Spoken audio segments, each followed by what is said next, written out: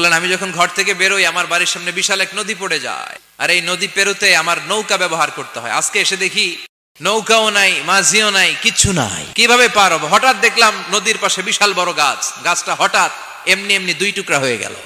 গাছ থেকে বিশাল কাঠের তক্তা বের হয়ে গেল, তক্তাগুলো অটোমেটিক্যালি জোড়া লেগে নৌকা হয়ে গেল। এই নৌকা মাঝি ছাড়া সা করে আমার সামনে চলে এলো। আমি নৌকায় বিসমিল্লাহ বলে বসে পড়লাম। হঠাৎ নৌকা আমারে টান দিয়ে ওপারে নিয়ে এলো। তারপর আমি আপনার এই ময়দানে ছুটে এসেছি। এই যে গাছ কাটা, তক্তা হওয়া, নৌকা হওয়া, মাঝি ছাড়া চলা, এই প্রসেসিং হতে আমার 2 ঘন্টা সময় লেগেছে। I am extremely sorry for that.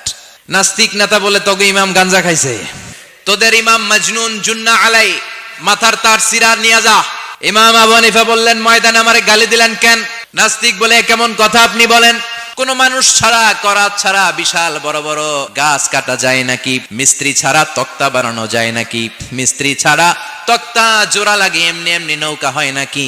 মাঝি ছাড়া পানিতে নৌকা চলে নাকি? ইমাম আবু হানিফা বললেন now you on the right track. এই তো লাইনে আসছিলাম, এই লাইনে আনার জন্য তো এত গল্প। আপনার কথা থেকেই যদি ধরি, করাত ছাড়া গাছ কাটা যায় না, এমনি এমনি তক্তা হয় না, এমনি এমনি নৌকা হয় না, মাঝি ছাড়া নৌকা এমনি এমনি চলে না, তাহলে আকাশ কেমন করে এমনি এমনি হলো? জমিন কেমন করে এমনি এমনি হলো? দ্বিপ্রহরের জলজলে সূর্যটা কেমন করে কিরণ দিল এমনি এমনি? আল্লাহু আকবার!